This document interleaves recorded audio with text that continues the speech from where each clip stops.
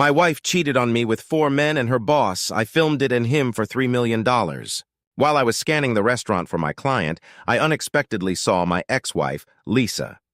She was sitting comfortably with a slightly overweight, middle-aged man who appeared to have once been fit but had clearly let himself go over the years.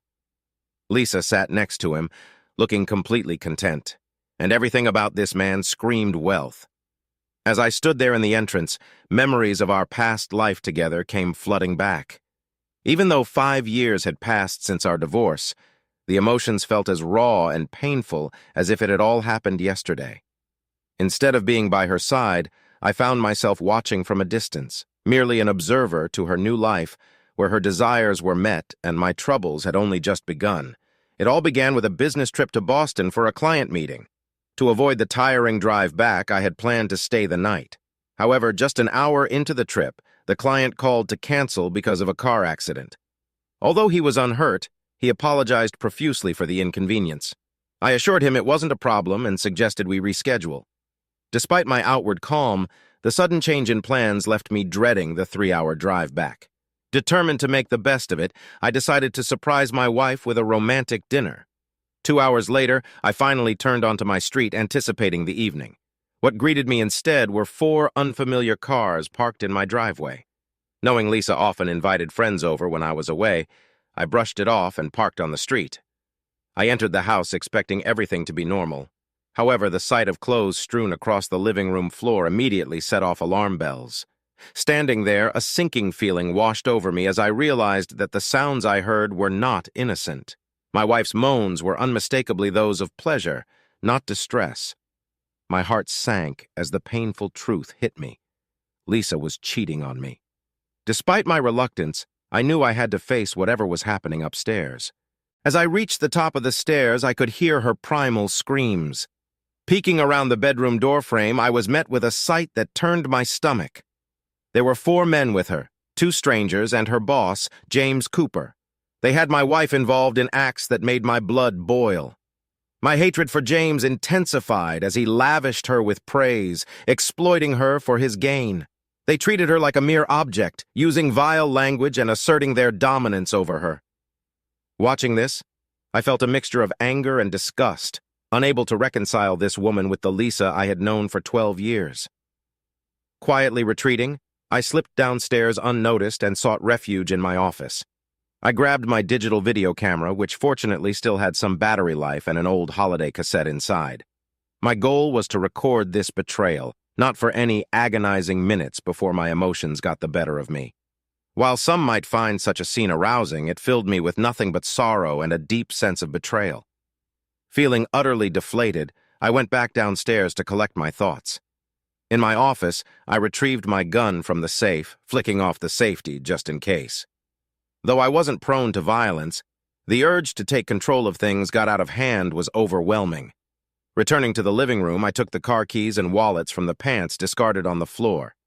I then went outside and deflated the tires of all the cars, including Lisa's.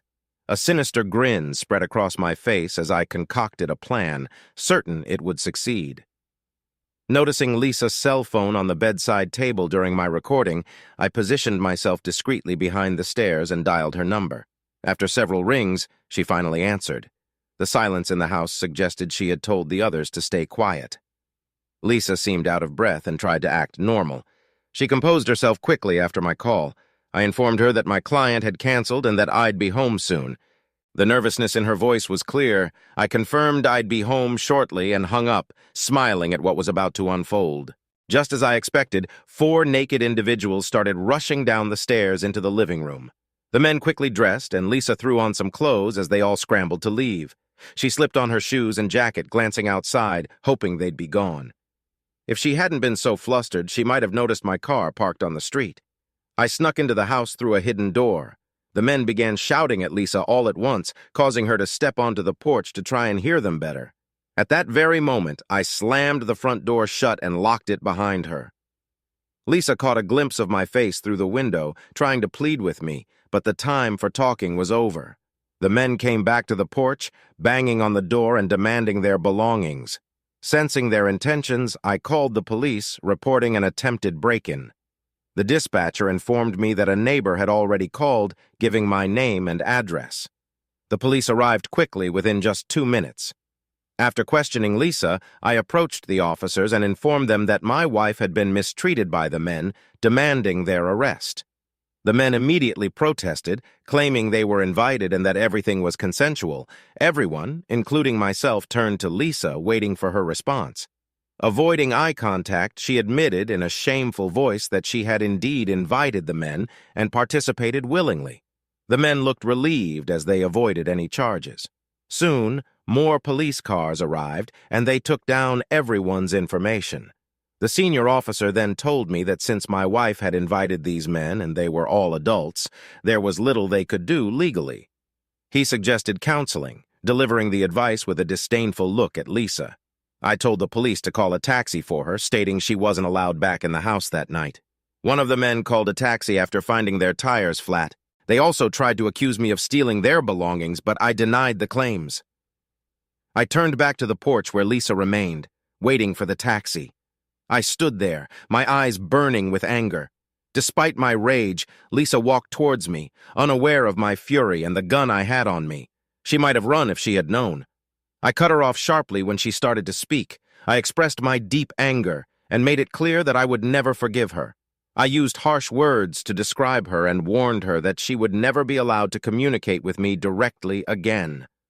With that, I went back inside, locking the door behind me, leaving her standing outside. She ran back to the group in tears, and James tried to comfort her, but she pushed him away, which oddly gave me some satisfaction. However, that feeling quickly faded. Returning to my bedroom, the lingering smell of lemon only fueled my anger. I tore through the room in a rage, throwing the mattress out onto the lawn. I grabbed my toolbox from the garage and dismantled the bed, tossing its pieces outside as well. Back in the bedroom, I picked up Lisa's phone, scrolling through her contacts and messages. As expected, I found disgusting emails, photos and videos of her with various men. It was clear she knew them well. I laughed bitterly at my past ignorance, realizing those days were gone. I took all her belongings from the bedroom and dumped them on the front lawn. Moving to the guest room, I found more of her things. While emptying the last drawer, I felt something jammed inside.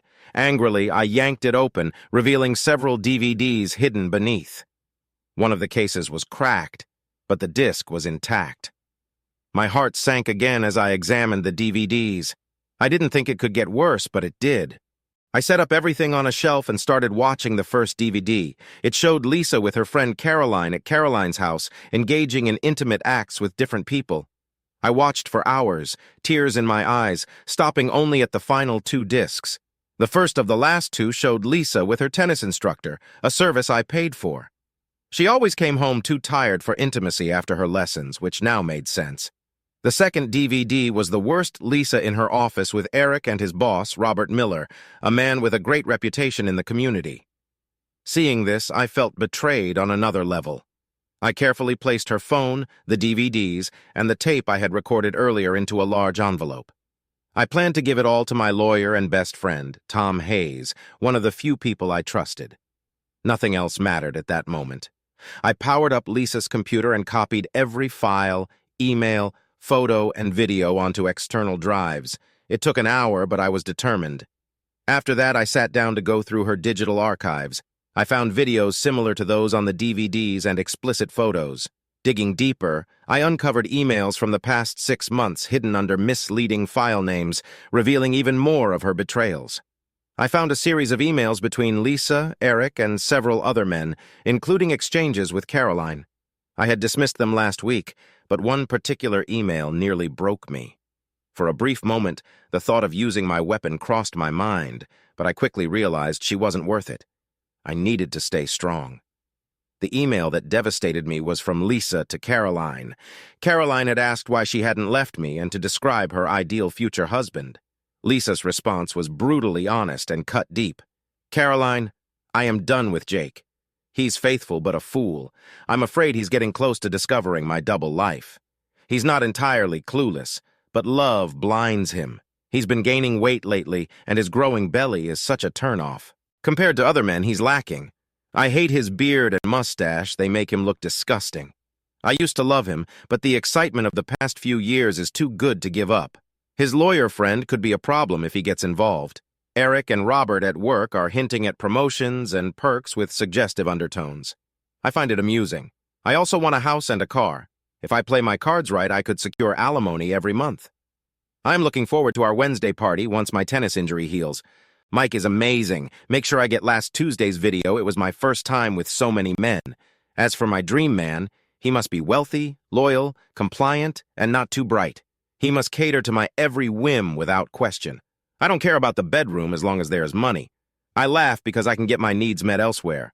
Sometimes it's just too easy. Damn, Jake's home now. Gotta go. See you Wednesday. Call me. I read this letter over and over, each word more disgusting than the last. The realization that she felt this way about me and that she had been cheating on me for over 2 years was soul-crushing. Was my love so blind? I finally collapsed on the sofa, overwhelmed by exhaustion and emotional pain, and eventually fell asleep. The next morning, plagued by a restless night, I called in sick to work. I reached out to my close friend and lawyer, Tom Hayes.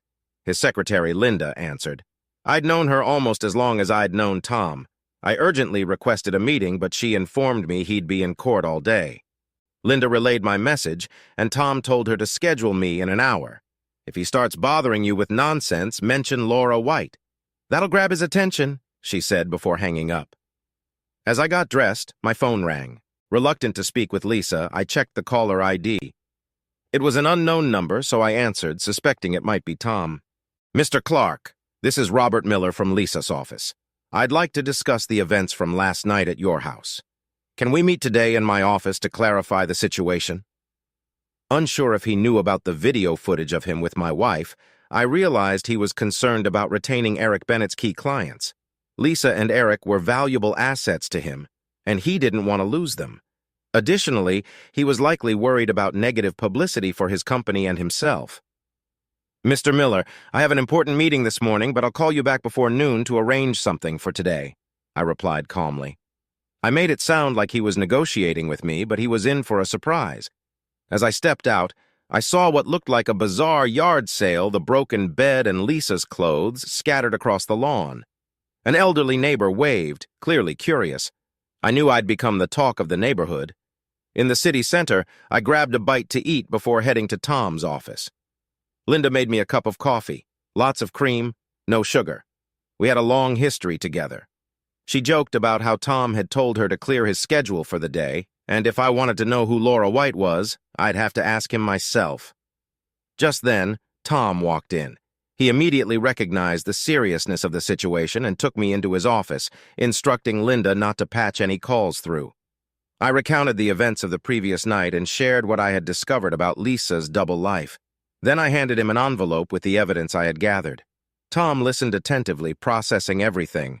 I also told him about Robert Miller's request for a meeting. Tom asked if there was any chance for reconciliation with Lisa, but I made it clear that I wanted a divorce and wanted to make her pay for this betrayal. We discussed several options, and I preferred the last one, a direct attack on Lisa's workplace. I had leverage with the video evidence of Bennett, Miller, and Lisa in their boardroom. Tom noted that as Lisa's superiors, they had influenced her actions. Tom warned me to be prepared for serious legal consequences and that once Robert Miller realized the extent of our evidence, he'd likely push for a settlement. I stated firmly that if the settlement was less than $3 million, it would not be enough. Tom suggested aiming for $3.5 million, joking about my legal bills. He invited me over to his house for dinner that evening, mentioning that his wife, Anna, would make a great meal. I scheduled an appointment with Robert Miller for the afternoon. Just then, Linda popped into the office to inform us that Lisa was on the line. Tom told her he wasn't taking calls, making it clear that he was fully focused on my case. With the meeting scheduled, I left Tom's office feeling a mix of anticipation and dread. I grabbed lunch at a nearby cafe, trying to gather my thoughts. The shock of the past day's events was still raw, and I knew the upcoming confrontation would be intense. At 2 p.m., I walked into the office building where Robert Miller worked. The receptionist led me to his office, a spacious room filled with opulent furniture and framed accolades. Robert sat behind a large mahogany desk, his demeanor betraying the calm he tried to project. "Mr. Clark, I understand we have much to discuss," Robert began. He was trying to sound conciliatory, but I could see the tension in his eyes.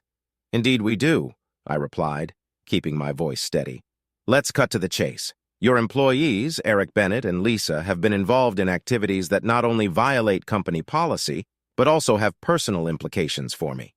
Robert nodded, gesturing for me to sit. "I'm aware of the seriousness of the situation. What do you propose?"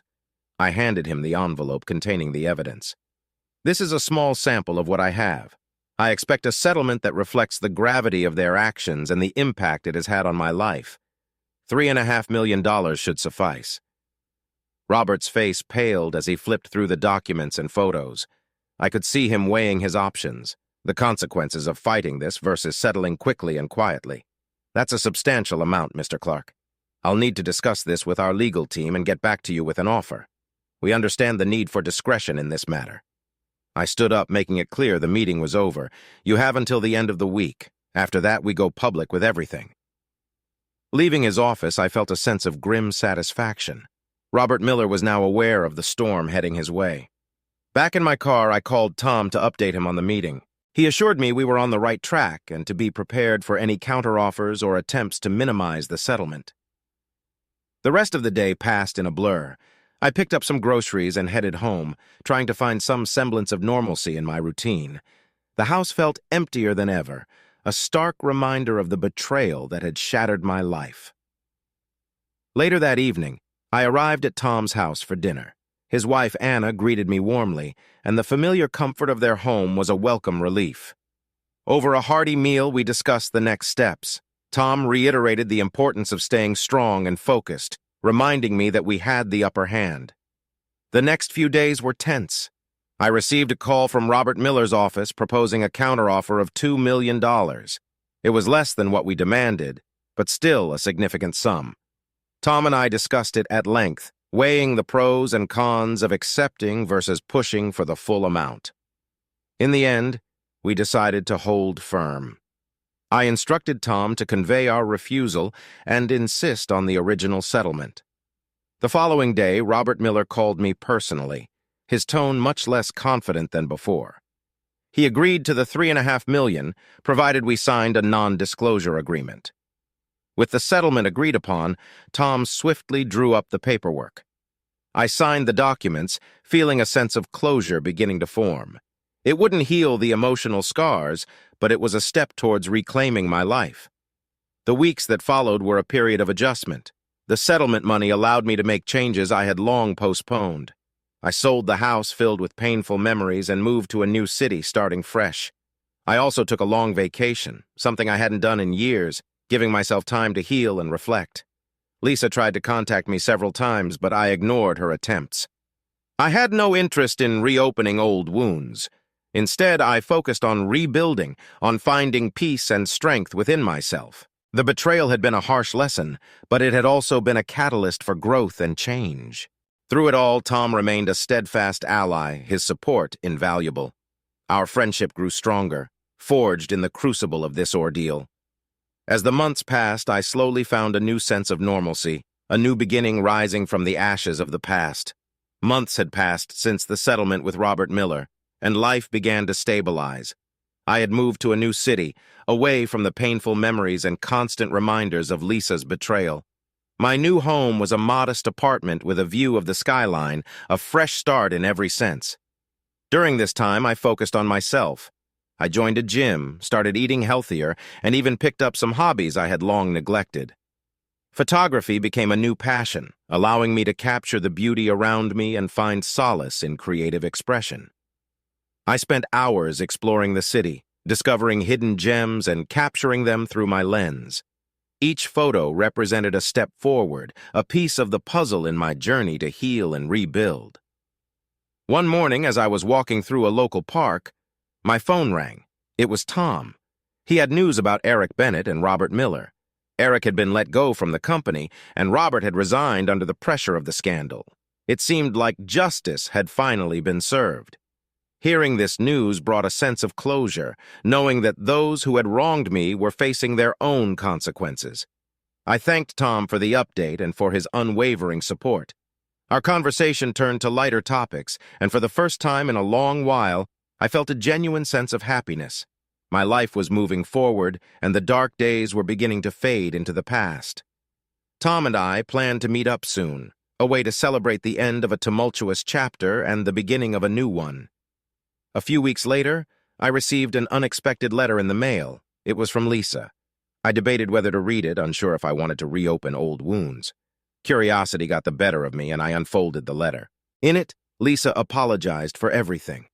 She expressed deep regret for her actions and admitted that she had lost herself in the pursuit of excitement and material gain. She wrote about the pain of losing me and how she had been living in a state of constant guilt. She didn't ask for forgiveness, only that I understand she was trying to change and become a better person. I sat with the letter for a long time, processing her words. It was strange to feel sympathy for someone who had caused me so much pain, but I couldn't ignore the sincerity in her apology. While I wasn't ready to forgive her, I felt a sense of closure. Her words confirmed that moving on was the right decision. As the months turned into a year, I continued to rebuild my life. I made new friends, delved deeper into photography, and even started dating again. The fear and mistrust that had once gripped me slowly began to fade. I was learning to trust again, to open my heart and take risks. One day, while exhibiting my photos at a local art show, I met someone special. Her name was Claire, an artist with a kind smile and an infectious laugh. We hit it off immediately, bonding over our shared love of creativity and adventure. Our connection felt genuine, and for the first time since Lisa, I felt hopeful about the future. Claire and I spent countless hours exploring the city, taking photos and sharing our dreams. She was a breath of fresh air, and her presence brought light into my life. As our relationship grew, I found myself healing in ways I hadn't thought possible. One evening, as we sat on a bench overlooking the river, Claire turned to me and asked about my past. I had been open with her about my previous marriage, but she wanted to know more about the journey that had led me to her. I shared my story, the pain, the betrayal, and the eventual healing. Claire listened intently, her eyes filled with understanding. She told me about her own struggles and how she had overcome them. We realized that our pasts, though painful, had shaped us into the people we were today. Together, we found strength in our shared experiences, knowing that we were stronger because of them.